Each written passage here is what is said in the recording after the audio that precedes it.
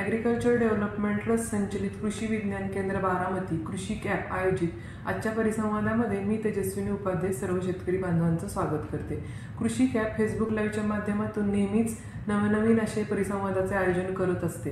शेतकरी बांधवांनो, आजच्या काही शेतकऱ्यांच्या आग्रहास्तव आम्ही एका उपयुक्त अशा परिसंवादाचे आयोजन केले आहे. ते म्हणजे जांभूळ पीक आदर्श बहार व्यवस्थापन. एकेकाळी जांभळाकडे रानमेवा म्हणून पाहिले जात होते. आजही जांभूळ म्हटले की गडद जांभळी, काळी, काहीशी आंबट गोड, काहीशी तुरट अशी फळे आपल्या डोळ्यासमोर येतात. जांभूळ हे अत्यंत बहुगुणी परंतु दुर्लक्षित असे सदाहरित फळझाड आहे. अलीकडे वाढत्या मधुमेहाच्या समस्यावर उपाय म्हणून त्याला फार महत्त्व आलेले आहे. याच अनुषंगाने आपण आजच्या परिसंवादादरम्यान जांभूळ पीक आदर्श बहार व्यवस्थापन याबद्दल सविस्तर माहिती घेणार आहोत. मार्गदर्शन करण्यासाठी आपल्यासोबत आहे Shri Mahesh Jadhav sir, farm manager, agriculture development trust Baramati.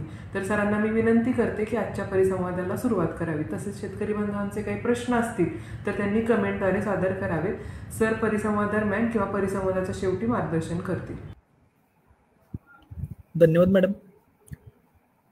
Agriculture development trust संचलित कृषी विज्ञान केंद्र बारामती व कृषी कॅप यांच्या संयुक्त उद्यमाने आजचा आपण जो सेशन घेत आहोत त्यामध्ये मुख्यतः जांभूळ फळपीक बहार व्यवस्थापन.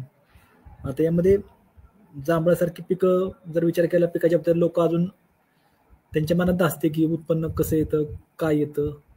फक्त आता मार्केटला त्याला व्हॅल्यू आहे म्हणून लोक लागवड करतात. पण जसं आंब्यामध्ये बहार येतो, पेरूमध्ये बहार राहतो, सीताफळामध्ये बहार राहतो, तसं जांभूळ पिकामधला बहार कसा असतो किंवा कसा पकडायचा या संदर्भात लोकांवर अजून अनभिन्न आहेत की त्यांना त्याबद्दल अजून माहिती नाही की बहार कसं धरलं पाहिजे. आज बऱ्याच अंशी आपण बघतो की गावरान जांभूळ जे असतो त्याला बहार येतो, त्याला भरपूर प्रमाणात माल लागतो. त्याचा बऱ्याच अंशी लोक वापर करत नाहीत, पण आपण बघतो की त्याला एकसारखा बहार येतो, त्याला उत्पन्न चांगलं निघतं. पण त्याच्या अनुषंगानं जर आपलं वाहनाच्या दृष्टीने जर विचार करायला गेला तर आयडियल किंवा उत्तम असा बहार, उत्तम किंवा पद्धतशीर असा बहार लोकांना घेता येत नाही, तेवढं अपेक्षित उत्पन्न निघत नाही. ह्या मागची कारणमीमांसा बरीच काही लोकांना समजलेली नाही. बरेच शेतकरी आम्हाला फोन करतात की जांभूळचा बहार धरायचा कसं करायचं. आता तुम्हाला सांगायचं गेलं तर बहारच्या बाबतीत तुम्हाला सगळ्यांना माहिती आहे की बहार धरण्याचं उद्देश हेच राहतं की एका वेळी माल काढता यावा, एका वेळी त्या झाडाला ट्रीटमेंट करता यावी, एका वेळी झाडाची मशागत, एका वेळी त्या झाडाची छाटणी असेल किंवा त्या प्लॉटची मशागत आपल्याला करता यावी. त्या अनुषंगाने आपण बहार व्यवस्थापन शिफारस करत असतो आणि त्याचे रिझल्ट शेतकऱ्यांना चांगले मिळतात की त्या ठिकाणी जे मिळणारं अर्थार्जन किंवा उत्पन्न हे चांगलं राहतं. त्या अनुषंगाने शेतकऱ्यांनी बहार व्यवस्थापन करणं आज निश्चित गरजेचं आणि फायदेशीर आहे. आता जांभूळ पीक जर मला थोडं काटक प्रकारातलं आलं, थोडं सदाहरित प्रकारातलं आलं, त्यामुळे बऱ्याच अंशी ह्या पिकासाठी जी ट्रीटमेंट करायला पाहिजे ती लोकांना समजून येत नाही किंवा कशा प्रकारे आपण बहार कंटिन्यू केला पाहिजे ह्यामध्ये लोकांना बऱ्याच अंशी अडचणी येतात. आज आपण बघतो की 2 वर्षापासून जांभूळ पिकामध्ये लोकांचे कल वाढलाय, त्या लागवडीसाठी लोक बऱ्याच अंशी प्रेफरन्स देत आहेत किंवा त्या लागवडीसाठी उत्साही आहेत.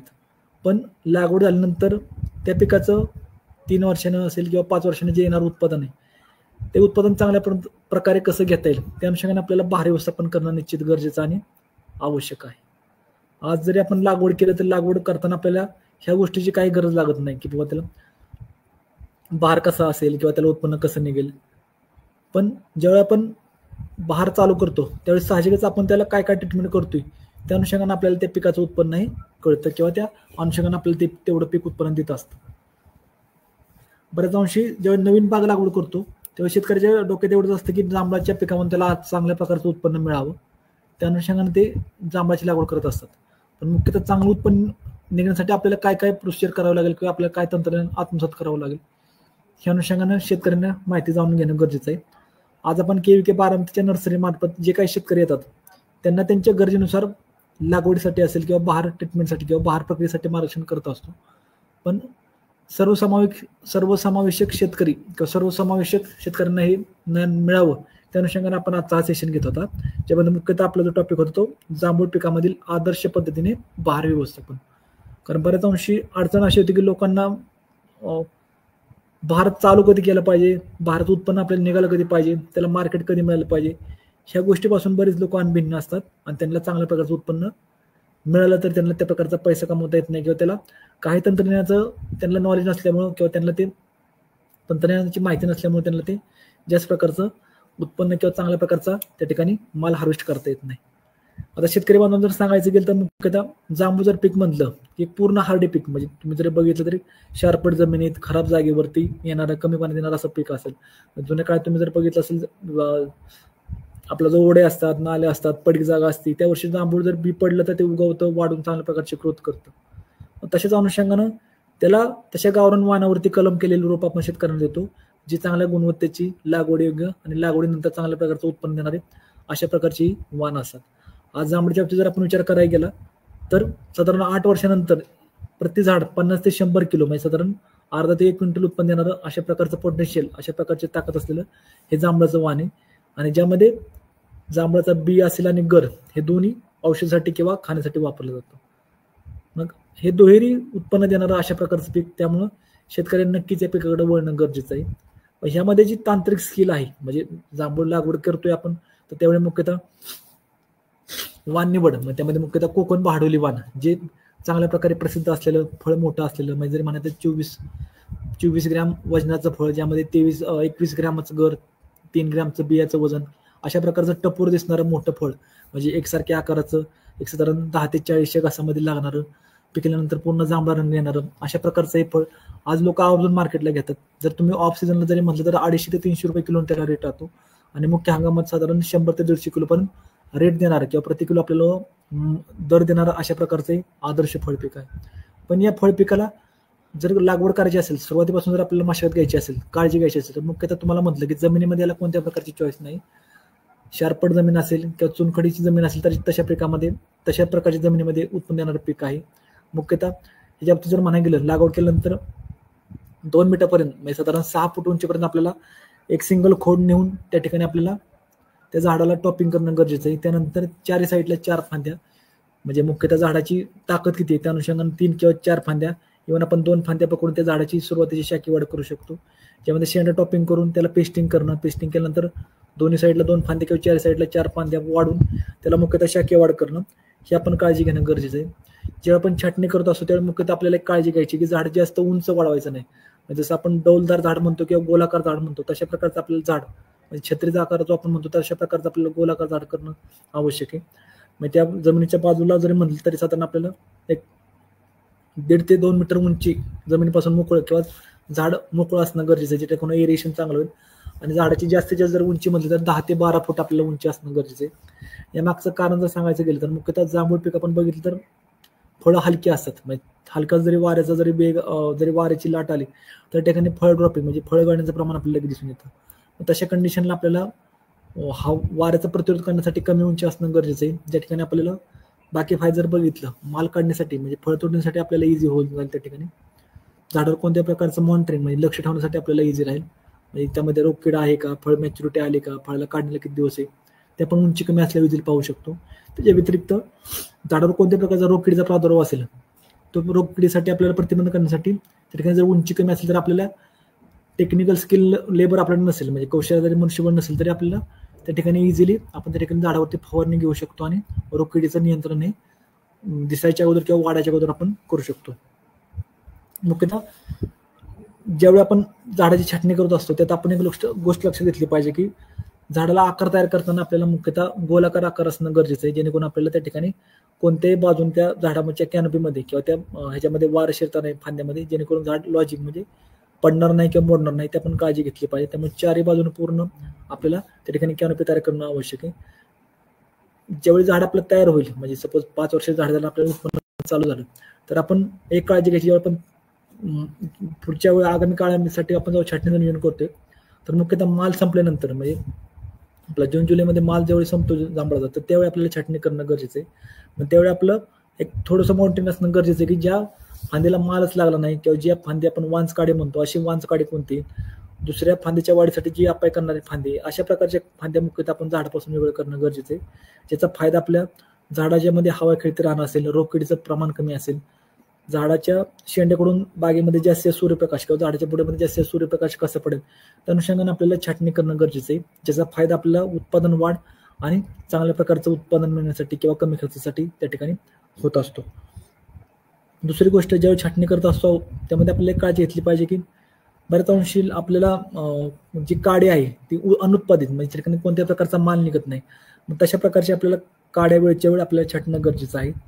ज्यावेळी आपण बागेमध्ये पाण्याचं नियोजन करतो, जर ड्रीप असेल तर उत्तमच आहे. जर ड्रीपची आपल्याकडे सुविधा नसेल तर पिकाच्या गरजेनुसार पाट पाणी म्हणजे साधारण आठवड्यातून एकदा, म्हणजे थंडीचा कालावधी असेल आपण आठवड्यातून एकदा, उन्हाळी कालावधी असेल तर आठवड्यातून 2दा आपण त्या ठिकाणी पाट पाणी देणं गरजेचं आहे. ज्यामध्ये हलकी जमीन असेल तर 2 पाणी आपल्याला देणं गरजेचंच आहे. आणि जर भारी जमीन असेल तर जमिनीचा मगदुरानुसार 1 ते 2 पाणी गरजेनुसार आपल्याला त्या ठिकाणी देणं गरजेचं आहे. आता हा जो सारांश तुम्हाला मी सांगितलं मुख्यतः छाटणी करणं असेल किंवा सुरुवातीपासून लागवड करणं असेल. आता लागवड करताना मुख्यतः एक काळजी घ्यायची की आपल्याला माती परीक्षण करूनच लागवड करणं गरजेचं आहे. त्या व्यतिरिक्त दुसरी महत्त्वाची काळजी आपण घ्यायची, ज्यावेळी आपण लागवड करतो त्यावेळी मुख्यतः शेणखत, साधारण एका झाडाच्या लागवडीसाठी आपल्याला 5 ते 10 किलो चांगल्या क्वालिटीचं शेणखत, SSP पावडर 2 किलो, सोबतच ट्रायकोडर्मा पावडर जी असेल ती 25 ग्राम, निंबोळी पावडर जी असेल, निंबोळी खत आपण म्हणतो तो 1 किलो, आणि त्यासोबत पोयटा माती ही आपल्याला साधारण 15 ते 20 किलो प्रत्येक खड्डा आपल्याला देणं गरजेचं आहे. मुख्यतः जांभळाच्या बाबतीत जर म्हणाल तर टॅप रोटेट म्हणजे खोलवर जाणारे मूळ असतात, त्या अनुषंगाने 1 बाय 1 बाय 1 म्हणजे 1 मीटर लांबी, 1 मीटर रुंदी आणि 1 मीटर उंचीचा खड्डा घेऊन त्या ठिकाणी आपण जर लागवड केली तर झाडाची सेटिंग त्या ठिकाणी चांगलं होते, झाडाचं लॉजिंग कमी राहतं, मुळे चांगल्या विस्तारल्या जातात आणि झाडामार्फत अपटेक म्हणजे खताचं अपटेक जो आहे, खतं उचलण्याचं प्रमाण हे चांगलं राहतं. मग त्या अनुषंगाने आपण त्या ठिकाणी लागवडीचं नियोजन आपल्याला करणं आवश्यक आहे. वरील खतं मात्र आपल्याला साहजिकच वापरणं गरजेचं आहे, जेणेकरून आपल्याला चांगलं उत्पन्न निघेल. आता मुख्यतः 5 वर्षाची बाग झाली तर आपल्याला बहार धरणं गरजेचं आहे. त्यासाठी आपल्याला आपली बाग शास्त्रीयदृष्ट्या तयार करणं आवश्यक आहे. जर आपली बाग शास्त्रीयदृष्ट्या तयार असेल तर अशा बागेमध्ये आपल्याला साहजिकच चांगल्या प्रकारचं उत्पन्न आपल्याला हे निघत असतं की त्याचा होणारा फायदा आपल्याला हा चांगला राहतो.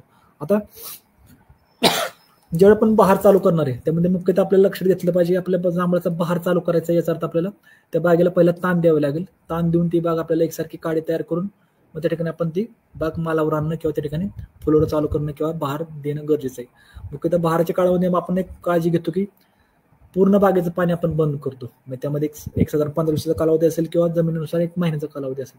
जसं आपण मागच्या सेशनला बघितलं सीताफळामध्ये आपण म्हणतो की साधारण 1 ते 1.5 महिना आपण बागेला ताण दिला तर साहजिकच आपल्याला बागेमध्ये एकसारखी काडी फुगते, एकसारखी त्या ठिकाणी नवीन नवती निघते. तसं जांभळाच्या बाबतीत जर म्हणायला गेलं तर जांभळाला आपल्याला ताण देताना मुख्यतः काळजी घेतली पाहिजे की जानेवारीच्या शेवटच्या आठवड्यामध्ये किंवा 15 फेब्रुवारीपर्यंत म्हणजे ह्या जो 3 आठवड्याचा कालावधी आहे, 3 आठवड्यामध्ये आपल्याला बागेला ताण देणं मुख्यतः गरजेचं आहे. आता हे ताण देताना मुख्यतः आपल्याला काळजी घ्यायची की बागेमध्ये कोणत्या प्रकारचं पाणी ते आपल्याला बागेमध्ये देता कामा नये आणि पूर्णतः पाणी आपलं बंद असलं पाहिजे. आणि हे 3 आठवड्याच्या कालामध्ये बागेमध्ये जी काही मशागतीची कामं असेल म्हणजे खतं देणं असेल, छाटणी असेल, बोर्डो पेस्ट लावणं असेल, अशा प्रकारची कामं आपण त्या ठिकाणी केली पाहिजेत. मुख्यतः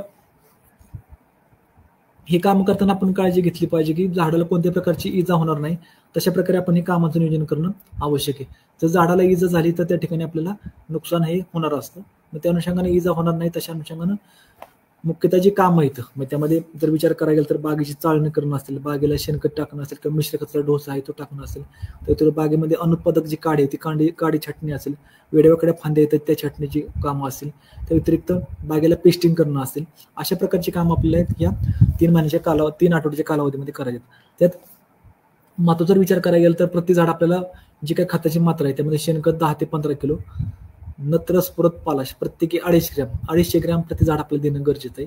यामध्ये जर विचार करायला गेला नत्र स्फुरत पालाश देण्यामागचं कारण की जांभळा जर आपण विचार करायला गेला जी नवीन मोहर जो निघतो किंवा नवीन जो फुलावर निघतो एक साधारण 5 ते 10 महिन्याच्या काडीवरती जी काडी तयार असते किंवा मुख्य फांद्या येतात त्यावरती तिसरी फांदी आहे, तिसऱ्या फांदीवरती जांभळाला हा मोहर निघत असतो. किंवा जी 5 ते 10 महिने वयाची काडी आहे जी नवीन म्हणतो काडी आपण चालू वर्षी तयार झालेली जी नवी अशा काडीवरती मोहर निघत असतो. मग ह्या काडीमध्ये जी न्यूट्रिशन म्हणजे अन्नद्रव्याची ताकद आहे ती कमी असते. ह्या ताकद येण्यासाठी आपल्याला मुख्यतः ज्यावेळी बहार चालू करतो त्याच्या अगोदर आपल्याला एक साधारण 10 ते 15 किलो शेणखत, नत्र स्फुरत पालाश प्रत्येकी 250 ग्रॅम आपल्याला ते देणं त्या झाडाला देणं गरजेचं आहे. सोबतच एक साधारण 1 महिन्यानं आपल्याला त्या ठिकाणी राहिलेला नत्राचा जो हप्ता आहे त्यामध्ये 250 ग्रॅम नंतर आपण हा 1 महिन्यानं देणं गरजेचं आहे, जेणेकरून त्यामध्ये जो येणारा मोहर आहे किंवा जी नवती येणार आहे त्यामध्ये कोणत्या प्रकारची गळ होणार नाही आणि पिकाची वाढ ही चांगल्या प्रकारे आणि समृद्धी चांगल्या प्रकारची आणि चांगली राहील. मुख्यतः ज्यावेळी आपण ताण देतो तर ताण त्यावेळी तुम्हाला मी सांगितले कोणकोणती कामं करायची. त्यामध्ये पाण्याचा ताण देणं असेल, पाण्याचा ताण द्यायच्या अगोदर आपण एक काळजी घ्यायची. मुख्यतः त्या झाडामध्ये ताकद किती हे आपल्याला माहीत नाही. नवती निघण्यासाठी जी ताकद लागते ती ताकद झाडामध्ये राहावी. त्या अनुषंगानं ताण देणे पहिले किंवा शेवटच्या पाण्याच्या वेळेस आपल्याला साधारण जानेवारीच्या पहिल्या किंवा दुसऱ्या आठवड्यामध्ये आपल्याला त्या ठिकाणी ड्रीप मार्फत 0.34 हे खत किंवा फॉस्फरिक ॲसिड म्हणजे फॉस्फरिक ॲसिड जरी आपण घेतलं तर एकरी 4 लिटर 0,5234 जरी खत घेतलं तरी साधारण एकरी 4 किलो या प्रमाणात आपण त्या प्लॉटसाठी देऊन पाणी त्या ठिकाणी बंद करायचे.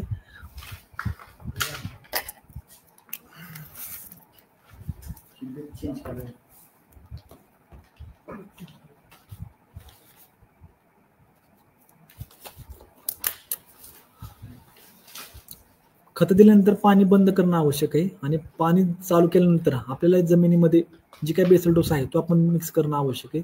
त्या व्यतिरिक्त त्या झाडाला पेस्टिंग आपल्या बुडाला करणं गरजेचं आहे, कारण आपण जसं बघतो सीताफळामध्ये आपण आवरून पेस्टिंग करतो, आंब्यामध्ये करतो, तशीच आपल्याला ह्या बागेमध्ये मग त्यामध्ये आपण रेडीमेड काव पेस्ट मिळते जी आपल्याला 10 किलोची बादली आपण एक साधारण 10 लिटर पाण्यामध्ये घेऊन आपण ती किंवा 20 लिटर पाण्यामध्ये घेऊन बुडाला पेस्टिंग करू शकतो. दुसरी गोष्ट ते शक्य नसेल तर बोर्ड पेस्टचा आपण त्या ठिकाणी वापर करून त्या ठिकाणी झाडाला जे काही सॉइल बोर्न म्हणजे जमिनीतून उद्भवणारे जे काही रोग आणि किडे त्याच्यापासून आपण चांगल्या प्रकारे बागेचे झाडाचं किंवा खोडाचं आपण नियंत्रण किंवा संरक्षण करू शकतो. आता ज्यावेळी छाटणी करतो आपल्याला छाटणी झाल्यानंतर हलकीशी जी बहार चालू करण्याच्या अगोदर जी हलकीशी छाटणी ते आपल्याला करायची, पण ते छाटणी झाल्यानंतर हलकासा एक रासायनिक कीटकनाशकाचा आणि बुरशीनाशकाचा आपल्याला हात घेणं गरजेचं आहे. कारण बऱ्याच अंशी असं होतं की छाटणी केल्यानंतर जी काही नवती निघते त्या नवतीला लगेच आळी लागण्याचा प्रॉब्लेम आपल्याला दिसून येतो किंवा लगेच आपल्याला त्याला करप लागला दिसतो. तशा कंडिशनला नवतीवर कोणत्याही प्रकारचा रोग किडी होऊ नये त्या अनुषंगाने आपण त्या ठिकाणी या कीटकनाशक आणि बुरशीनाशक म्हणजे हलकं जरी घेतलं तर क्लोरोपायरिफॉस किंवा 22 नाव जरी बुरशीनाशक आपण जरी घेतलं तरी आपल्याला चांगल्या प्रकारे ह्या रोग आणि किडीचा चांगल्या प्रकारे बंदोबस्त किंवा नियंत्रण करता येतो. आता ज्यावेळी आपण बाग ताणावर देतो त्यावेळी आपल्याला 2 गोष्टी समजून घेणं गरजेचं आहे. मुख्यतः ज्यावेळी आपण बाग ताणावरती सोडतो तो जो कालावधी आहे तो आपल्याला लक्षात ठेवायचा आहे. जानेवारीचा शेवटचा आठवडा ते 15 फेब्रुवारी ह्या कालावधीमध्ये आपल्याला आपली बाग ताणावर सोडायची. सेकंड थिंग, जेव्हा बागेवरची पानगळ एक साधारण 30 ते 50% पर्यंत पानगळ झालेली असते, ज्यामध्ये बागेची पानं तांबडी पडलेली असतात किंवा पिवळी पडून गळून जातात, तशा कंडिशनला आपण समजून जायचं की आपल्या बागेमध्ये चांगल्या प्रकारे ताण बसलाय आणि त्या अनुषंगाने आपण बागेतलं ताण पूर्ण करून पुढची कामं चालू करणं गरजेचं आहे. मुख्यतः जेव्हा आपण पाणी चालू करतो साधारण फेब्रुवारीच्या शेवटच्या आठवड्यापासून मार्चच्या शेवटच्या आठवड्यापर्यंत साधारण हा जो 30 ते 35 दिवसाचा कालखंड आहे यामध्ये त्या जांभूळ बागेमध्ये नवती निघत असते आणि नवतीसोबत हा मोहर सुद्धा येत असतो. तुम्ही जर बारकावून बघितलं जी काही नवती आपल्याला दिसते त्या नवतीसोबत हा मोहर आपल्याला जाणवला दिसतो. मुख्यतः हा जो मोहर असतो हा मुख्यतः तिसऱ्या फांदीवरती जी लहान आकाराची आणि तिसरी फांदी असते जांभळाच्या फांदीची त्या तिसऱ्या फांदीवरती हा मोहर येत असतो आणि जी फांदी येते साधारण 5 ते 10 महिने व्हायची असते आणि ही 5 ते 10 महिने जी फांदी आहे ज्यामध्ये आपल्याला फ्रुटिंग येत आहे त्या फ्रुटिंगला पोचण्यासाठी आपल्याला जेव्हा आपण बहार धरतो त्यावेळी आपल्याला 250 ग्रॅम प्रत्येकी नत्र स्फुरत पालाश आणि शेणखत एक साधारण 10 ते 15 किलो प्रति झाड देणं गरजेचं आहे, जेणेकरून झाडामध्ये ताकद चांगली राहील. कारण बऱ्याच अंशी शेतकऱ्यांची शंका अशी असते की एका झाडाला माल निघतो एका झाडाला निघत नाही किंवा एका झाडाला जास्त माल निघतो एका झाडाला कमी निघतो. ह्याचं जर कारण आपण केली किंवा कारण जर पाहिले तर मुख्यतः काही ठिकाणची जमीन हलकी असते काही ठिकाणची भारी जमीन असते. जी जमीन भारी आहे त्यामध्ये न्यूट्रिशनचा जो स्टॉक असतो त्या ठिकाणी खताची उपलब्धता चांगल्या प्रकारात असते, हलक्या जमिनीमध्ये ही उपलब्धता कमी राहते. मग त्या अनुषंगानं जी मालाची कमी जास्त उपलब्धता ती आपल्याला जाणवते. मग त्या अनुषंगानं आपल्याला त्या ठिकाणी खत व्यवस्थापन बेसल डोस मधनं देणं गरजेचं आहे. इव्हन त्या ठिकाणी शक्य झालं तर आपल्याला माती परीक्षण करून जर आपण त्या ठिकाणी खत व्यवस्थापन केलं तर निश्चित आपल्याला चांगल्या प्रकारचं उत्पादन सर्व झाडातून किंवा सर्व बागेतून आपल्याला हे मिळत असतं. आता जेव्हा आपण बेसल डोस देणार आहोत तेव्हा आपल्याला एक मुख्यतः काळजी घ्यायची की बेसल डोस देताना मुख्यतः खोडापासून आपल्याला 2.5 ते 3 फूट अंतरावरती त्यामध्ये आपण मुख्य लाईनीच्या दोन्ही बाजूनं किंवा मुख्य खोडाला आळ करून आपण एक साधारण त्या ठिकाणी ही खतं देऊ शकतो. त्याचा फायदा त्या ठिकाणी जारवा जो असेल तो जारवा चांगल्या प्रकारे ते खताचा अपटेक करेल, झाडाला कोणत्याही प्रकारचं खताची कमतरता तिथं आपल्याला जाणवणार नाही. मग अशा अनुषंगाने आपल्याला खत व्यवस्थापन आपल्याला करणं गरजेचं आहे. आता ज्यावेळी खत व्यवस्थापन करतो त्यावेळी आपल्याला पुढचं प्लॅनिंग किंवा नियोजनकडे जाणं गरजेचं आहे. त्यामध्ये मुख्यतः पाणी व्यवस्थापन, कारण आपला जो बहार आहे तो उन्हाळ्यामध्ये आपल्याला येणार आहे, त्या ठिकाणी जर पाण्याची कमतरता असेल तर अशा कंडिशनला आपल्याला मुख्यतः उत्पन्न हे कमी निघत असतं किंवा त्यामध्ये उत्पन्नाची तफावत आपल्याला जाणवत असते. मग त्या अनुषंगाने आपल्याला पाणी व्यवस्थापन करणं गरजेचं आहे. पाणी व्यवस्थापनामध्ये मुख्यतः जे पहिलं पाणी आपण जे देतोय ते पहिलं पाणी जर आपण पाटपाण्याद्वारे दिलं, पाटपाण्याच्या स्वरूपात दिलं तर मुख्यतः या पाण्याद्वारे पिकाच्या गरजेनुसार अपेक्षित पाणी हे उपलब्ध केलं जातं. कारण 8 वर्ष झाड असेल किंवा 5 वर्ष झाड असेल त्याची पाण्याची उपलब्धता किंवा पाण्याची गरज ही खूप जास्त असते. ड्रिप मार्फत जर आपण पाणी नियोजन केलं तर पूर्ण एकसारखं पाणी त्या ठिकाणी पोचलं जात नाही किंवा पाण्याची कमी जास्त पाण्यामुळं काडी फुटताना एकसारखी फुटत नाही किंवा माग पुढे फुटते आणि बहार लागताना तो आपल्याला कमी जास्त निघतो. तशा कंडिशन आपल्याला पहिलं पाणी आहे जास्तीत जास्त कसं फ्लड इरिगेशन किंवा मोठ्या प्रमाणात देता येईल त्याचा आपल्याला विचार करणं गरजेचं आहे. दुसरी गोष्ट, पाणी देताना शक्यतो सकाळी लवकर किंवा संध्याकाळी उशिरा, म्हणजे संध्याकाळी जरी म्हणलं 4च्या पुढे किंवा सकाळी 9च्या अगोदर आपल्याला पाणी देणं गरजेचं आहे.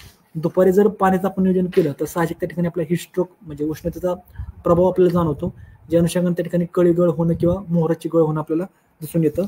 आणि हे गळ झालं तर साहजिकच आपलं नुकसान हे आपल्याला जास्त होत असतं. त्या अनुषंगाने आपल्याला हे टाळण्यासाठी पाणी एकतर शक्यतो सकाळी लवकर किंवा संध्याकाळी उशिरा अशा अनुषंगाने आपण नियोजन करणं गरजेचं आहे. या व्यतिरिक्त दुसरं पाणी देताना आपल्याला हलकंसं पाणी देणं गरजेचं आहे.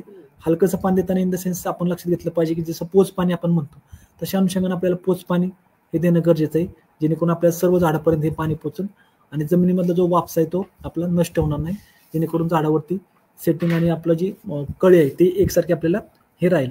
दुसरं पाणी देताना आपण मुख्यतः एक साधारण 4 ते 5 दिवसाच्या अंतराने देणं गरजेचं आहे. ज्या ठिकाणी ड्रीप असेल तर साहजिकच दररोज एक बाष्पीभवनाचा अंदाज घेऊन त्या ठिकाणी आपण दररोजचा जरी पाण्याचा अंदाज जरी म्हटला साधारण अर्धा ते 1 तास गरजेनुसार, जर काळी माती असेल साधारण अर्धा ते पाऊण तास किंवा भारी हलकी माती असेल तर साधारण अर्धा तास, अशा प्रकारे पाणी व्यवस्थापन जर आपण केलं तर बागेमध्ये कोणत्या प्रकारचा पाण्याचा ताण आपल्याला हा जाणवणार नाही. इव्हन जर शक्य असेल तर पहिलं पाणी जर आपण पाट पाण्याद्वारे दिलं तर बागेमध्ये एक चांगल्या प्रकारची आर्द्रता राहील आणि बागेमध्ये जो हिट स्ट्रेस आहे, जो उष्णतेचा जो ताण आहे किंवा जो हिटवेव्हमुळे जी काही गळ होणार आहे किंवा नवीन फुटव्याला किंवा मोहराला जी अडचण होणार आहे ती अडचण येणार नाही आणि त्याची गळ ही होणार नाही. त्या अनुषंगाने पाटपाणी आपण प्रिफर करणं गरजेचं आहे. पाणी देताना सुद्धा महत्त्वाचे आपल्याला लक्षात घ्यायचं की ज्यावेळी आपण पाणी देतो त्यावेळी मुख्यतः दररोजचं 2 तास पाणी हे अपेक्षित आहे. मग त्यामध्ये ड्रिपचा वापर करून 2 तास देऊ शकता आणि इतर कालावधीमध्ये कमीत कमी आठवड्यातून एकदा आपल्याला पाणी देणं गरजेचं असतं. पण बागेमध्ये ज्यावेळी माल तयार होत असतो तशा कंडिशनला मोहर आणि फळगळ होऊ नये त्या अनुषंगाने आपल्याला गरजेनुसार कमीत कमी 2 तास किंवा 1 तासाच्या अनुषंगाने आपल्याला पाण्याचं नियोजन करणं गरजेचं आहे. आता ज्यावेळी मोहर येतो मोहरच्या अनुषंगाने आपण त्या ठिकाणी बागेमध्ये सेटिंग चांगल्या प्रकारे हवं त्या अनुषंगाने बागेमध्ये मधमाशांचा वावर कसा राहील त्या अनुषंगाने आपल्याला काम करणं गरजेचं आहे. त्यामध्ये महत्त्वाचं म्हणजे रासायनिक युक्त कीटकनाशकांचा बुरशीनाशकाचा कमीत कमी वापर आपण त्या ठिकाणी करावा. दुसरा पर्याय म्हणजे त्या ठिकाणी मधमाशी पालण्यासंदर्भातलं जे काही मधमाशा पेट्या ज्या भाडेतत्वावर मिळतात त्या पेट्यांचा आपल्याला वापर बागेमध्ये कसा करता येईल ते आपण पाहावं, जेणेकरून त्या बागेमध्ये परागीभवन चांगल्या प्रकारे होईल आणि त्या ठिकाणी सेटिंग आपल्याला जी फळधारणा म्हणतो किंवा जी पॉलिनेशन आहे ते चांगल्या प्रकारे आपल्याला दिसून येईल. त्या व्यतिरिक्त ज्यावेळी सेटिंग आपल्या बागेमध्ये आपल्याला दिसून येईल म्हणजे साधारण तुम्हाला जसं म्हणतो की आपल्याला सुरुवातीला 250 ग्रॅम नंतर परत पालाश हा पाणी चालू करते वेळी द्यायचं आहे, पण त्या अनुषंगाने जेव्हा बागेमध्ये सेटिंग चांगलं होईल म्हणजे आपण परागीभवन होईल फळधारणा होईल तशा कंडिशनला आपल्याला नत्राचा दुसरा हप्ता म्हणजे साधारण 250 ग्रॅम नत्र प्रति झाड आपल्याला त्या ठिकाणी देणं गरजेचं आहे, ज्या अनुषंगाने आपल्या त्या ठिकाणी होणारी गळ ही कमी राहील आणि झाडामध्ये कोणत्या प्रकारची खताची कमतरताही राहणार नाही. जरी तशा प्रकारचा काही प्रॉब्लेम आपल्याला जाणवला किंवा त्या ठिकाणी आपल्याला पिवळेपणा दिसून आला तर साधारण 0.1 ते 0.2% ज्या अनुषंगाने आपल्याला त्या ठिकाणी झिंक सल्फेटची बागेवरती फवारणी घेणं गरजेचं आहे, ज्यामध्ये जी कमतरता आहे ती आपल्याला कमी करता येईल. आणि दुसरी गोष्ट बागेमध्ये जर काही गळ आपल्याला जाणवणे असेल आणि पाटपाणी किंवा ड्रीपमधून आपण जर खतं देणं शक्य नसेल तर फवारणीमार्फत साधारण जरी विचार करायला गेला तरी एक 1% आपण युरियाची जरी फवारणी त्या ठिकाणी केली तर बागेमध्ये आपल्याला मोहरगळ आणि फळगळ ही आपल्याला कमी करता येते. त्या अनुषंगाने आपण त्या ठिकाणी हे खताची फवारणी घेणं गरजेचं आहे. बागाच्या बाबतीत जर म्हणायला गेलं तर जसं आपण म्हटलं की फेब्रुवारीमध्ये आपल्याला पाणी चालू करायचं म्हणजे जानेवारीच्या शेवटच्या आठवड्यात ते 15 फेब्रुवारीपर्यंत बागेला ताण देऊन त्या ठिकाणी आपल्याला 15 फेब्रुवारीला पाणी चालू करायचं आहे. फेब्रुवारी ते मार्चमध्ये आपल्याला त्या बागेवरती मोहर आणि फुलधारणा झालेली दिसते. एप्रिलच्या हिशोबाने जर विचार करायला गेला एप्रिल महिन्यामध्ये बागेमध्ये पूर्ण मोहर आलेला असतो किंवा बाग पूर्ण किंवा बागेतली झाडे पूर्ण भरलेली असतात, त्यामध्ये चांगल्या प्रकारचा मोहर हा सेट झालेला असतो. त्यामध्ये परपराग होण्यासाठी आपल्याला जास्तीत जास्त मधमाशीच्या पेट्यांचा वापर करणं आवश्यक आहे. जांभळाच्या बाबतीत जर म्हणायला गेलं तर मुख्यतः फळं जे आहे ते घासामध्ये लागतात म्हणजे साधारण 10 ते 40 फळे एका घासामध्ये असतात, ज्यामध्ये आपण बघतो की ही मॅच्युरिटी अनइव्हन राहते म्हणजे काही फळे लवकर पक्व होतात काही उशीर पक्व होतात. मग त्या अनुषंगानं एकसारखी पक्वता आणण्यासाठी मुख्यतः खताचा वापर किंवा खत व्यवस्थापनावरती आपण प्रामुख्यानं फोकस देणं गरजेचं आहे, फोकस करणं गरजेचं आहे. फळाच्या बाबतीत आपण तुम्हाला सांगितलं की फळे नेहमी नवीन फांद्यावरती किंवा चालू वर्षीची 5 ते 10 महिन्याची तयार फांदी त्यावरती ही फळं लागत असतात आणि ही जी तयार फळं आहेत किंवा जी लागलेली फळं आहेत त्यांना पिकण्यासाठी कमीत कमी साधारण 60 ते 65 दिवसाचा कालावधी हा लागत असतो. जांभळाच्या बाबतीत जर विचार करायला गेला तर मुख्यतः जांभळामध्ये कोरडं हवामान म्हणजे ठिकाणी दमटपणा कमी असलेलं हवामान चांगल्या प्रकारे मानवतं, जे पिकाच्या उत्पादनासाठी फायदेशीर आणि योग्य असतं. आता जांभळाच्या बाबतीत तुम्हाला सांगायचं गेलं तर मुख्यतः काटक अशा प्रकारचं झाड असल्यामुळे शारपट जमीन असेल किंवा थोडीफार पाण्याची कमतरता असेल किंवा खराब पाणी असेल अशा जमिनीमध्ये आपण हे चांगल्या प्रकारचं पीक घेऊ शकतो किंवा चांगलं उत्पन्न आपण जांभळाच्या बाबतीत त्या ठिकाणी हार्वेस्ट करू शकतो. आज बऱ्याच अंश असं होतं की लोकांची काळ्या जमिनीमध्ये लागवड आहे, तशा जमिनीमध्ये मुख्यतः उत्पादन हे कमी राहतं. त्यामागचं कारण असं की त्या झाडाला बसलेला ताण हा कमी प्रमाणात असतो किंवा त्या ठिकाणी प्रॉपर ताण न बसल्यामुळे त्या ठिकाणी उत्पन्न निघत नाही. तशा वेळी बऱ्याच लोकांची शंका असतात की आमच्या बागेला ताण व्यवस्थित बसला नाही का, पाणी व्यवस्थित गेलं नाही का.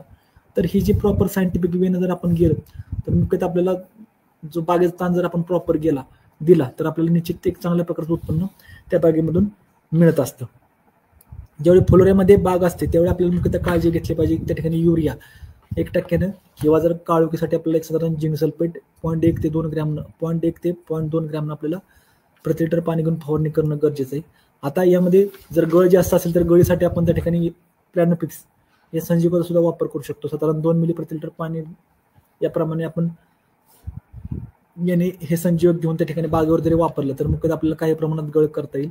पण नैसर्गिक ताकद जर आपण झाडामध्ये तयार करून दिली त्या ठिकाणी आपल्याला गळ मुख्यतः कमी राहील. झाडामध्ये कोणत्याही प्रकारचं त्या ठिकाणी आपल्याला गळही दिसून येणार नाही. जांभळाच्या जर विचार करायला गेला तर फेब्रुवारी ते मार्च या कालावधीमध्ये मुख्यतः झाडावरती फुलं येत असतात आणि ही जी फुलं आलेली आहेत त्याला फळं लागून साधारण 60 ते 65 दिवसांनी म्हणजे जून जुलैमध्ये आपल्याला ही फळं काढलेली असतात. आता याबाबत जर विचार करायला गेला ज्या ठिकाणी जमीन हलक्या प्रकारची आहे त्या ठिकाणी आपल्याला ताण लवकर बसून परिणामी त्या ठिकाणची फळं लवकर काढलेली येतात आणि ज्या ठिकाणी जमिनीची गुणवत्ता भारी आहे किंवा त्या ठिकाणी कोरडं हवामान नाही तशा कंडिशनमध्ये आपल्याला जांभळाचं उत्पन्न हे कमी निघतं किंवा त्या ठिकाणी ताण हा लेट निघतो. मग तशा परिस्थितीमध्ये आपल्याला बागेचं पूर्ण व्यवस्थापन हे आपल्या पाण्याच्या नियोजनावरती करणं गरजेचं आहे. म्हणजे अतिरिक्त पाणी न देता बागेच्या गरजेनुसार त्या ठिकाणी बहार धरण्यासाठी आपण पाणी नियोजन करणं आपल्याला गरजेचं आहे. या अनुषंगाने जर आपण बहार व्यवस्थापन केलं तर आपल्याला निश्चित चांगल्या प्रकारचं उत्पन्न हे जांभळामधनं घेता येतं. आता मुख्यतः काटक झाड असल्यामुळे त्या ठिकाणी आपल्याला झाडाचं सायंटिफिकली आपल्याला त्या ठिकाणी टेक्नॉलॉजी अडॅप्ट करून किंवा टेक्नॉलॉजी तंत्रज्ञान वापरून आपण त्या ठिकाणी बहार व्यवस्थापन करणं गरजेचं आहे. यामध्ये मुख्यतः एक तर आहे की त्या ठिकाणी 2 झाडातलं अंतर आपल्याला त्या ठिकाणी कमीत कमी एक साधारण 6 बाय 6 मीटर. शेतकरी आज 20 बाय 20 फुटावरून लागवड न करता एक साधारण 15 बाय 15 किंवा 10 बाय 15 या अंतरावरती लागवड करतात.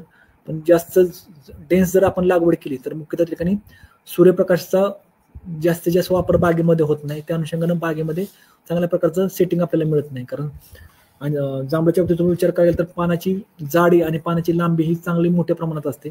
त्या सर्व पाण्यापर्यंत सूर्यप्रकाश जर पोहोचला नाही तर चांगल्या प्रकारचं प्रकाश संश्लेषण त्या बागेमध्ये होत नाही आणि एक चांगल्या प्रकारचं अन्न झाडामध्ये तयार न झाल्यामुळे पानामध्ये तयार न झाल्यामुळे झाडाचं उत्पन्न कमी राहतं. त्या अनुषंगाने आपल्याला जास्त दाट लागवड न करता सुरक्षित अशी विरळ लागवड करणं गरजेचं आहे. दुसरी गोष्ट ज्यावेळी आपण बहार चालू करताना आपल्याला मुख्यतः पाणी व्यवस्थापन, खत व्यवस्थापन आणि रोग नियंत्रण ह्या बाबींवरती आपल्याला लक्ष ठेवणं किंवा नियंत्रण ठेवणं गरजेचं आहे. पिकाच्या गरजेनुसार पिकाच्या वाढीच्या अवस्थेनुसार त्या ठिकाणी रोग नियंत्रण आपल्याला 100% करणं आवश्यक आहे जेणेकरून त्या ठिकाणी आपल्याला चांगलं आणि आयडियल असं उत्पन्न आपल्याला त्या ठिकाणी मिळेल. ज्यावेळी आपण बाग बहारसाठी आपण नियोजन करणार आहोत किंवा आपली बाग आपण बहारसाठी आता प्लॅनिंग करणार आहोत साधारण 5 वर्षाचा कालावधी असेल किंवा 8 वर्षाचा कालावधी तर तशा परिस्थितीमध्ये सुरुवातीला चांगल्या प्रकारची छाटणी करून आपण बाग जर आपली बहारावरती घेतली तर बागेवरती जी काही इन्फेक्शन आहेत ती इन्फेक्शन आपल्याला पूर्ण 100% कंट्रोल करूनच आपण ती बाग जर बहारला धरली तर रोग नियंत्रणासाठी आपल्याला जास्तीचा खर्च करावा लागत नाही. जसं आपण सीताफळ बहारामध्ये जशी झाडाची खोडं धुवून घेतो तशा अनुषंगाने जरी आपल्या खोडावरती काही आपल्याला इन्फेक्शन जाणवलं असेल किंवा जरी येऊ नये त्या अनुषंगाने हलकीशी जरी खोडं धुवून घेतली तरी आपल्याला चांगल्या प्रकारचा फायदा पुढं हा येत असतो. रासायनिक खताच्या बाबतीत जर विचार करायला गेला तर एक तयार झाड जरी म्हटलं की साधारण 5 ते 7 वर्षाचं तर साधारण 15 ते 20 किलो चांगलं कुठे शेणखत आपल्याला देणं गरजेचं आहे. सोबत जर विचार केला तर युरियाचे खते साधारण 1100 ग्रॅम प्रति झाड, सोबतच DAP खत 550 ग्रॅम आणि MOP खत साधारण 400 ग्रॅम प्रति झाड आपल्याला देणं गरजेचं आहे. आता ह्या खताची मात्रा जर आपण बघितलं बाकी पिकाच्या अनुषंगानं ही जास्त आपल्याला वाटते, पण जर जांभूळ जर विचार करायला गेला तर एक जास्त उत्पन्न देणारं चांगल्या प्रकारचं उत्पन्न देणारं आणि खादाड असं म्हणता येणार नाही पण एक चांगल्या प्रकारचं इनपुट लागणारं अशा प्रकारचं पीक आहे. मग त्या अनुषंगाने जर आपण त्याला इनपुट दिले तर चांगल्या प्रतीचं गुणवत्ता, म्हणजे ह्याचं जर रिप्लिकेशन जर आपण पाहिलं तर फळामध्ये ड्रॉपिंग न होणं, फळं एकसारखे तयार होणं, फळं घसामध्ये लागणं, म्हणजे साधारण 10 ते 40च्या घसामध्ये लागणं, ह्या गोष्टी आपल्याला भविष्यामध्ये लगेच रिफ्लेक्ट होतात. त्या अनुषंगाने आपल्याला तेवढं खत तेवढं पाण्याची मात्रा आपल्याला देणं गरजेचं आहे. पाण्याचं तुम्हाला मुख्यतः मी सांगितलं की पाणी आपल्याला देणं गरजेचं आहे, जेणेकरून त्या बागेमध्ये आर्द्रता चांगली राहील. त्यामध्ये बागेमध्ये एक समान पाणी पोचल्यामुळे त्या ठिकाणी निघणारी नवत एकसारखी निघेल.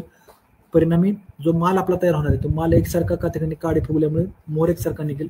मोहर एकसारखा निघाल्यामुळे कळी त्याला एकसारखी तयार होईल. फळांची मात्रा किंवा फळाची साईज एकसारखी होईल आणि काढण्यासाठी आपल्याला वन टाइम बाग ही त्या ठिकाणी देता येईल. आता ज्या ठिकाणी बाग जर आपण पाहिले, म्हणजे कारण हलकी जमीन जर असेल, हलक्या जमिनीमध्ये बागेमध्ये गळीचा प्रॉब्लेम हा खूप लोकांना जाणवतो, म्हणजे त्या ठिकाणी मोहरगळ असेल किंवा फळगळ असेल. मग तेवढं आपल्याला मुख्यतः एक नियोजन करणं आवश्यक आहे. त्या ठिकाणी बागेमध्ये पाणी अपेक्षित जातंय का, अपेक्षित पाण्याप्रमाणे आपल्या बागेमध्ये आपल्याला जे आपण पाणी देतोय तेवढं त्या झाडाच्या गरजेनुसार आहे का. त्यासोबतच हे पाणी देताना आपण सकाळी देतो का संध्याकाळी देतो, कारण जसं तुम्हाला मग अशी म्हटलं की जर आपण सकाळी जर लवकर पाणी दिलं किंवा संध्याकाळी उशीर जर पाणी दिलं तर त्या ठिकाणी हीट स्ट्रोक म्हणजे उष्णतेमुळे त्या ठिकाणी झटका बसण्याचे चान्सेस हे कमी राहतात, किंवा बागेमध्ये फुलधारणा जी आहे त्या फुलधारणेवरती आणि जी सेटिंग आहे त्या सेटिंगवरती कोणतीही अडचण येत नाही. परिणामी त्या ठिकाणी उत्पन्नावर कोणतीही आपल्याला ठिकाणी तफावत जाणवत नाही. त्या अनुषंगाने आपल्याला पहिलं पाणी एकतर बहार चालू केल्यानंतर आणि त्यानंतर 4 ते 5 दिवसांनी दुसरं पाणी, म्हणजे जसं आपण ऊसामध्ये आंबवणी आणि चिंबवणी म्हणतो तशा अनुषंगाने पहिल्या आणि दुसरे पाणी आपल्याला लागोपाठ देणं गरजेचं आहे. आणि पुढील जे पाणी जे आहे हे आपल्याला पिकाच्या गरजेनुसार, म्हणजे जसं आपण म्हणतो की साधारण जे प्रति आठवडा जे पाणी आहे, म्हणजे जर पाट पाणी असेल प्रति आठवडा आपल्याला हलक्या जमिनीमध्ये 1 पाणी, आणि भारी जमीन असेल भारी जमिनीमध्ये 1 पाणी, हलक्या जमिनीमध्ये आपल्याला प्रति आठवडा 2 पाणी आपल्याला देणं गरजेचं आहे. आणि जर ड्रीप असेल तर ड्रीप मार्फत आपल्या पिकाच्या गरजेनुसार, म्हणजे वापसा हा बागेमध्ये कायम नियंत्रणात राहील किंवा कायम राहील तशा अनुषंगाने आपल्याला बागेमध्ये पाणी देणं गरजेचं आहे. आता शेतकरी मित्रांनो, ज्यावेळी जांभूळ पीक आपण बहारसाठी नियोजन करत आहोत त्यामध्ये मुख्यतः जे काही तांत्रिक गोष्टी लागतात त्याबद्दल आपण चर्चा करत आहोत. ह्यामध्ये काही कोणाची जरी शंका असेल तर तुम्ही निश्चित विचारा, कारण हा जर टॉपिक जर बघितलं तर बऱ्याच शेतकऱ्यांना अजून या संदर्भातलं तांत्रिक मार्गदर्शन हे खूप कमी आहे. त्या अनुषंगाने शेतकरी आज सुद्धा त्या ठिकाणी डिसिजन घेण्यासाठी थोडे मागे पुढे कचरतात. मग त्या अनुषंगाने त्यांच्यामधले जे काही शंका आहेत ते सुद्धा या ठिकाणी ते विचारू शकतात. आता ज्यावेळी खत व्यवस्थापनाचा आपण विचार करतो तर खत व्यवस्थापनामुळे आपण मुख्यतः एक गोष्ट लक्षात घेतली पाहिजे की बेसल डोस हा देणं आपल्याला गरजेचंच आहे, जेणेकरून आपल्या पिकाचा जो मोहर असेल किंवा जी फळ सेटिंगची जी गुणवत्ता आहे ती आपल्याला एकसारखी राहील, त्या बागेमध्ये जास्त गळ होणार नाही. पण सोबतच ज्यावेळी आपण ड्रीपचा वापर करत असतो तर ड्रीप मार्फत आपल्याला खतं देणं आवश्यक आहे. जशामध्ये वॉटर सोल्युबल ग्रेड्स आहेत त्या ग्रेड्सचा आपल्याला चांगल्या पद्धतीने वापर करणं हे निश्चित फायदेशीर होतं. ह्या ग्रेड्समध्ये आपल्याला 1919 म्हणजे 19-19-19, त्या व्यतिरिक्त जर पुढे गेलं तर 1261 म्हणजे शाकीय वाढ असेल किंवा पिकामध्ये जोमदार फुटण्यासाठी 19-19 खत हे वापरणं फायदेशीर आहे. जो मोहरगळीचा जो इश्यू होतोय मग त्या मोहर जास्त गळू नये किंवा मोहरगळीसाठी आपल्याला कंट्रोल मिळावा त्या अनुषंगाने 1261 हे वापरणं आपल्याला गरजेचं आहे. सोबतच जर कॅल्शियम बोरॉनची जर आपण फवारणी घेतली तर आपल्याला जाणवलं की त्यामध्ये गळ ही काही प्रमाणात कमी झालेली असेल, कारण बऱ्याच अंशी कॅल्शियम बोरॉनच्या कमतरतेमुळे ही गळ जास्त होत असते. म्हणजे त्या शेतीमध्ये पाण्याचा प्रमाण कमी जास्त होणं असेल किंवा इतर गोष्टीमुळे त्या ठिकाणी आपल्याला ही गळ जाणवते. त्यासाठी काही प्रमाणात आपल्याला कॅल्शियम बोरॉन हे आपण जर स्प्रे मधून दिले किंवा ड्रिप मधून दिले तर आपल्याला निश्चित त्या ठिकाणी हा फायदा होत असतो. कळीपासून मोहर होणं, मोहरपासून फळ तयार होणं अशा कालावधीमध्ये जे काही बागेमध्ये जी काही गळ होते तशा कंडिशनला आपल्याला 0.34 म्हणजे जो कन्व्हर्जन आहे तो चांगल्या प्रकारे राहावं तशा कंडिशनला 0.34. आणि शेवट म्हणजे फळाची साईज वाढावी, फळामध्ये गुणवत्ता, फळामध्ये आकार यावं, वजन वाढावं तशा अनुषंगानं 0.050 हे खत आपण ड्रिप मार्फत देणं गरजेचं आहे. या व्यतिरिक्त जर बागेमध्ये काही प्रमाणात जर आपल्याला कमतरता जाणवली, जसं आपण मग असे म्हटलं की मुख्यतः बागेमध्ये कुठे पिवळेपणा जाणवला तर आपल्याला त्या बागेसाठी झिंक सल्फेट 0.1 ते 0.2% फवारणी घेणं गरजेचं आहे. सोबतच त्या बागेमध्ये फळधारणा चांगली राहावी, सेटिंग चांगलं राहावं किंवा त्यामध्ये बागेमधले फुलोराची गळ होऊ नये तशा कंडिशनला आपल्याला 1% युरियाची जरी आपण फवारणी घेतली तरी आपल्याला निश्चित त्या ठिकाणी बागेमध्ये चांगल्या प्रकारची फळधारणा किंवा फुलधारणा आपल्याला झालेली जाणवते. आता हे सगळं करत असताना बऱ्याच अंशी अडचण अशी येते की झाक सकुलंट म्हणजे चांगल्या प्रकारे झाड तयार झालेलं असतं आणि झाडाच्या शेंड्यावरती आपल्याला अळी जाणवते. म्हणजे पानं जी आहेत अशी चिक्कूसारखी गोळा झालेली असतात किंवा एकच पान असतं ते एका ठिकाणी वाकलेलं असतं किंवा गोळा झालेलं असतं. बारकाईने जर आपण ते पान खोललं तर मुख्य त्या ठिकाणी आपल्याला आळी जाणवते. ट्रान्सफरंट यामध्ये आरपार आपण पाहू शकतो अशा प्रकारची आळी असते. झाडाचं कवळं जी निघणार शेंडा असते ती खात असते किंवा कवळी निघणारा जो भाग आहे म्हणजे कवळं पान असतील कवळी फुलं असतील ती खात असतील.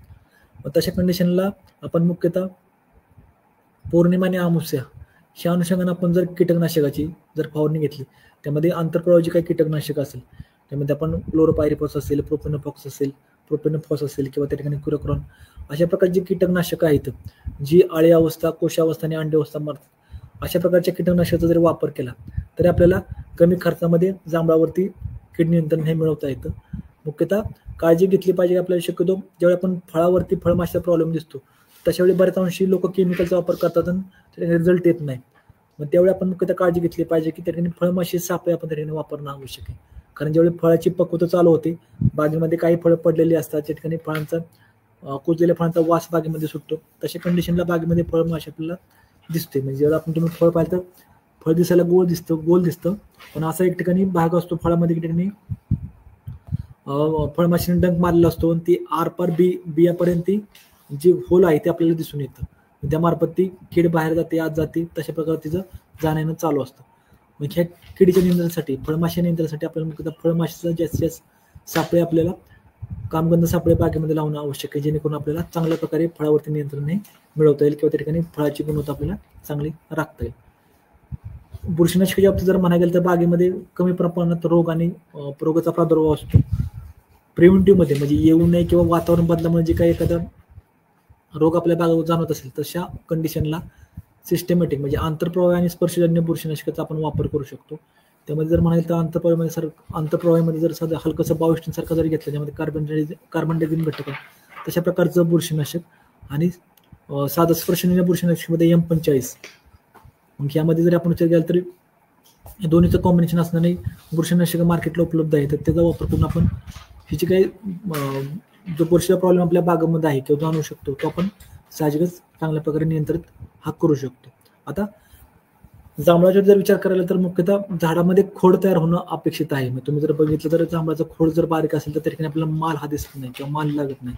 कारण बऱ्याच अंशी शेतकऱ्यांचे प्रश्न असतात की आमची बाग 4-5 वर्ष लावली पण बागेमध्ये अजून माल सेटिंग झाली नाही किंवा माल दिसत नाही. मग त्यात तुम्ही जर बारकाईमध्ये बाग जर पाहिली तर बागेमध्ये बऱ्याच अंशी तानाचा प्रॉब्लेम राहतो किंवा बागेमध्ये झाडांची मोडतोड झालेली असते, काही ठिकाणी कलम मोडलेली असतात.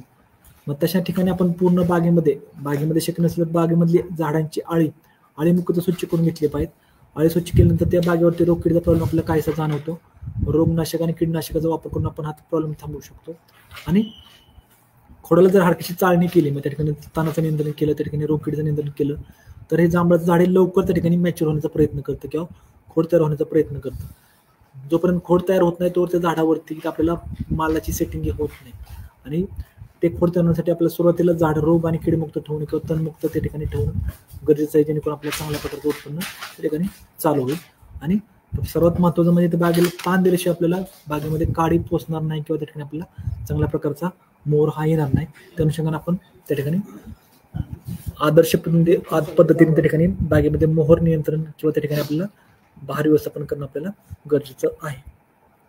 आता या ठिकाणी काही शेतकरी बांधवांचे प्रश्न आहेत ते आपण पाहूया की जांभूळ काढणी कशी करावी. आता मुख्यतः जांभळाच्या बाबतीत जर आपण म्हणायला गेलं तर मुख्यतः बऱ्याच शेतकऱ्याची अडचण अशी की ते जांभळाची फळं गळता येतं, हात लावलं की पडता येतं, जास्त उंच येतं किंवा काढता येत नाहीत अशा लोकांची शंका असतात. त्यासाठी तुम्हाला सुरुवातीला मी एक सांगितले की मुख्यतः जांभळ जी झाड आहे ते सुरुवातीपासून आपल्याला उंची कमी ठेवणं गरजेचं आहे. कारण तुम्ही जर जुनी जांभळाची झाडं पाहिजे साधारण 30 फूट 35 फुटापर्यंत त्याची उंची असते किंवा जास्त उंच झाडं वाढतात. जेव्हा आपण कलमाचा विचार करतो तर मुख्यतः आपल्याला प्रत्येक फळ न फळ आपल्याला त्या कलमाचं किंवा त्या झाडाचं आपल्याला हातानं तोडून काढावं लागतं. त्याला मॅन्युअली आपल्याला त्या ठिकाणी फळं हातानं तोडून आपण ते मार्केटला विकली तर उत्तम किंवा चांगल्या पद्धतीचे राहतात. तीच फळ जर आपण झाडून तोडली तर त्याला एका रात्रीमध्ये किंवा जर तुम्ही आज फळ तोडली सकाळपर्यंत तुम्ही जर पाहिलं किंवा संध्याकाळी जरी पाहिलं हिरव्या रंगाची बुरशी त्या ठिकाणी तयार झालेली असते. फळाची ज्या ठिकाणी साल कट झालेली असते किंवा जिजा झालेली असते त्यावरती हिरव्या रंगाची बुरशी तयार झाली असते आणि ते फळ मार्केटला विक्री वगैरे राहत नाही. जसं आवळ्यामध्ये आपण बघतो तसेच सेम प्रकारे जांभळ्यामध्ये सुद्धा आपल्याला दिसून येतो. मग हे टाळण्यासाठी आपल्याला मुख्यतः सुरुवातीलाच काळजी घ्यायची की आपली बागेत टॉपिंग म्हणजे जी उंची आहे ती मॅक्झिमम 10 ते 12 फूट ठेवणं आपल्याला गरजेचं आहे. त्यापेक्षा जास्त उंची बागेमध्ये आपण ठेवता कामा नये. असं जर केलं तर झाडाचा खोड मजबूत होतो आणि फांद्याची संख्या ही वाढली जाते. जो सरळ जाणारा अन्न प्रवाह तो थांबवला जातो आणि झाडाच्या साईड ब्रँचेस आहे त्याची संख्या वाढवली जाते. परिणामी त्या ठिकाणी कमी उंचीवरती आपल्याला फळंही जास्त लागतात. मग ही जी फळं येते ही आपण इझिली तोडू शकतो. म्हणजे मॅन्युअली जसं म्हणतो आपण टेबल वापरून असेल, खुर्ची वापरून असेल, स्टूल वापरून असेल किंवा कमी वजनाची माणसं झाडावरती तोडून हे मॅन्युअली एक एक फळ करून तोडू शकतात. आणि हे फळ तोडताना हलक्या हाताने आपल्याला तोडणं गरजेचं आहे. कारण फळाचा देठ आहे आणि जे फळ आहे जेवढे फळ तयार होतं इझिली त्या देठापासून वेगळं केलं जातं. मग तशा कंडिशन जरी हलकासा हात झाला तरी फळ हे तुटून जातं. त्यामुळे एक एक फळ म्हणजे जे स्किल लेबर आपण म्हणतो, कौशल आधारित जे काही लेबर म्हणतो त्याचा वापर करून आपण हे जी फळं आहे ती इझिली आपण आयडेंटिफाय करून ओळखून त्या ठिकाणी तोडणं गरजेचं आहे. जेणेकरून आपल्याला जास्तीचं नुकसानही होणार नाही. फळं तोडल्यानंतर आपल्याला पनीर पॅकिंग महत्त्वाचं करणं गरजेचं आहे. म्हणजे आज तुम्ही जर बघितलं मॉल्स किंवा त्या ठिकाणी मोठे व्यापारी आहेत ते आज पनीर पॅकिंग रेफर करतात. त्यामध्ये किलोचे आहेत, काही डझनाची पॅकिंग आहेत. तशा पनीर पॅकिंगमध्ये हलकासा जांभळाच्या पानाचा थर देऊन आपण त्या ठिकाणी पनीर पॅकिंग करू शकतो. तर तुम्हाला क्रेट पॅकिंग म्हणजे तुम्हाला लोकल मार्केटला जर माल विकायचा आहे तर तशा कंडिशनला क्रेट पॅकिंग त्या सुद्धा ठिकाणी आपल्याला हलकासा जांभळाच्या पानाचा थर किंवा लिंबाच्या पानाचा थर आपण देणं, पाल्याचा थर देऊन त्या ठिकाणी एक एक फळ आपल्याला ठेवणं गरजेचं आहे. जेणेकरून आपल्याला हलक्या हातानं फळ ठेवल्यामुळे फळावरती इजा होणार नाही, डाग पडणार नाही, चांगल्या प्रकारे ते फळ मार्केटला आपण सेल करू शकतो. इव्हन ह्यापुढे मी म्हणेन की ज्या ठिकाणी आपल्याला लेबरचा इश्यू आहे त्या ठिकाणी आपण ही बाग आपली म्हणजे उगत्या स्वरूपात जर लिलाव करून दिली साहजिक आपल्याला कमी खर्चामध्ये चांगल्या प्रकारचे रिटर्न्स आपल्याला मिळत असतात. त्यामुळे ते सुद्धा तुम्ही मार्ग त्या ठिकाणी चांगल्या प्रकारे प्रिपेअर करू शकता. पुढचा प्रश्न आहे की माझ्याकडे 1 एकर कोकण भाडोली जातीची जांभळाची बाग आहे. आता 50% फुलोरा अवस्थेमध्ये आहे. कोणती औषध फवारणी केली पाहिजे? आता त्यांना माझं महत्त्वाचं सजेशन राहिलं की जर आता तुमची बाग फुलोरा अवस्थेमध्ये आहे तर त्या ठिकाणी परागी भवनासाठी तुम्ही प्रयत्न करा. जर बागेमध्ये कोणत्याही प्रकारचा रोग आणि किडीचा प्रादुर्भाव नसेल तर बागेमध्ये परपरागी भवन जास्तीत जास्त कसं होईल, म्हणजे त्या ठिकाणी मधमाशांचा वावर कसा वाढेल, त्या ठिकाणी जास्तीत परागी भवनवाढीचं सेटिंग कसं होईल त्यासाठी तुम्ही प्रयत्न करा. त्यामध्ये मधमाशांचा पेटा ठेवा किंवा मधमाशा आकर्षित करण्यासाठी झाडाच्या खोडामध्ये ज्या ठिकाणी फांदी फुटलेली असते त्या खोडामध्ये गुळाचा वापर करा. दुसरी गोष्ट, गुळ शक्य नसेल तर झाडावरले बीमॅक्स नावाचं मार्केटला औषध मिळतं, त्या ठिकाणी मधमाशा अट्रॅक्ट केले जातात, त्याचा वापर करा आणि त्या ठिकाणी परागीभवन वाढवायचे म्हणजे त्या ठिकाणी तुम्हाला फळाची संख्या आपल्याला वाढवता येईल. त्यासोबतच जर काही ठिकाणी तुम्हाला रोग आणि किडीचा प्रॉब्लेम जर जाणवला तर सेंद्रिय पद्धतीने ज्या ठिकाणी आपण निंबोळी अर्काचा शिफारस करतो ते ठिकाणी जर आपण वापरलं तर मधमाशाला कोणत्या प्रकारची हानी न करता त्या ठिकाणी आपल्याला त्या रोग आणि त्या रशीच्या किडीचा किंवा आळीचा काही प्रमाणात आपल्याला प्रॉब्लेम सॉल्व्ह करता येईल. इव्हन जैविक बुरशीनाशकामध्ये ट्रायकोडर्मा नावाची जैविक बुरशी आहे. प्रति लिटर पाणी 5 ग्रॅम घेऊन आपण ते जर फवारणी केली तर झाडामध्ये प्रिव्हेंटिव्हमध्ये म्हणजे येऊ नये म्हणून आपण त्या ठिकाणी ह्या बुरशीनाशकाची जर फवारणी केली तर आपल्याला सुरुवातीपासून आपल्याला त्या ठिकाणी रोग नियंत्रण हे करता येईल. शेतकरी मित्रांनो, जांभूळ हे पीक दिवसेंदिवस लागवडीखाली येत आहे किंवा त्याचा क्षेत्र विस्तार हा वाढत आहे. तशा अनुषंगाने चांगलं उत्पादन घेण्यासाठी आपल्याला त्यातले जे तांत्रिक बाबी आहेत ते आपल्याला जाणून घेणं, त्यावरती फोकस करणं गरजेचं आहे.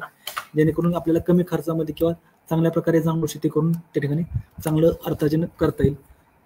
KVK बारामती व कृषी ॲपच्या माध्यमातून आपण चांगल्या प्रकारचं जे तंत्रज्ञान आहे ते शेतकऱ्यांसाठी पर्यंत पोहोचवण्यासाठी आपण प्रयत्न करत असतो.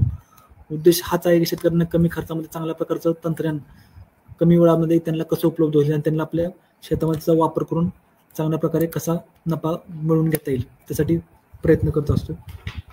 KVK बारामती मार्फत आपण सर्व प्रकारची फळपीक कलम उपलब्ध करून देत असतो. त्यामध्ये जांभळाची जे वाण आहे कोकण भाडोली हे वाण आणि त्याची चांगल्या प्रकारची तयार केलेली कलम ज्यामध्ये गावरान खुंटाचा वापर किंवा गावरान रोपावरती कलम करून आपण त्या ठिकाणी कलम उपलब्ध करून देत असतो. नर्सरी मार्फत आपण ही वर्षभर कलम उपलब्ध करून देत असतो. ज्यांना कोणाला या संदर्भातलं तांत्रिक मार्गदर्शन लागवड असेल किंवा बहार व्यवस्थापन असेल त्यासाठी त्यांनी KVK बारामती किंवा कृषी ॲपशी जरूर कनेक्ट व्हा. त्यांना त्यामार्फत जे लागणारं मार्गदर्शन नाही ते नक्कीच मोफत केलं जाईल. आजचा जो आपला सेशन होता जांभूळ फळपिकातील आदर्श बहार व्यवस्थापन हा सेशन जो होता या ठिकाणी संपला मी असं जाहीर करतो. शेतकऱ्यांचे जे काही शंका असतील त्यांनी फोनवर किंवा कृषी ॲप मार्फत ते नक्कीच विचारू शकतात. धन्यवाद.